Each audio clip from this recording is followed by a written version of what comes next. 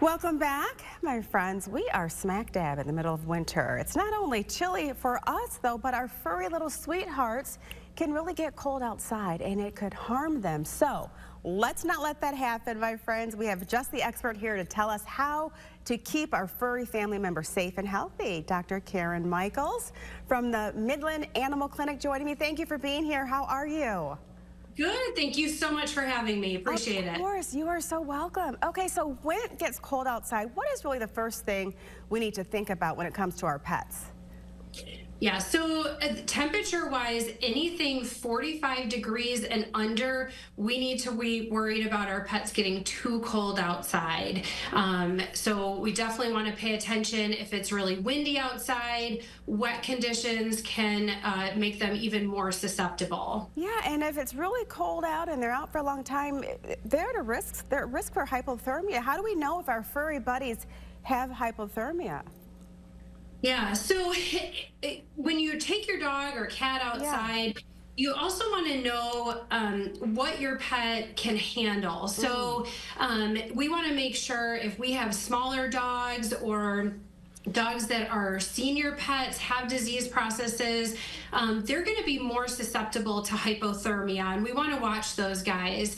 If you think your dog has hypothermia, if you think you're cold, they're probably cold too. But some of the signs of hypothermia in pets are shivering, muscle stiffness, lethargy or tiredness, pale gums, difficulty walking.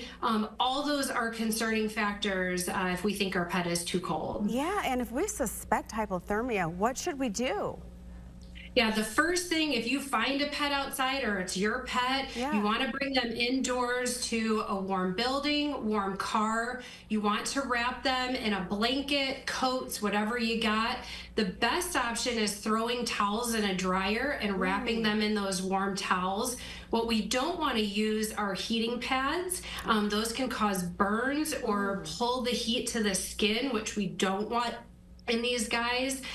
So we want to think, get them warm but not hot, and then seek veterinary care. Okay, and if there's one important, just a reminder that you would tell all pet owners during this time of year, what would it be? Yeah, know your dog. If you have a husky or a Malamute, you guys go have fun, enjoy this cold weather. This is their prime time. But if you have a breed that has short fur, you know is susceptible or not used to this cold weather, use coats, there's booties, or for that day, just stay inside and enjoy the warmth. I love it. You can still have fun outside, but just to make sure you take care of your little fur babies. Exactly. Thank you so much for joining us today for this valuable information. We appreciate you, Dr. Michaels. Thank you. You're welcome. If you have any ideas, my friends, on what you'd like to see on our show, you can send them to us at WNEM-4 p.m. News at WNEM.com. Just use the subject 4 p.m. News Spotlight.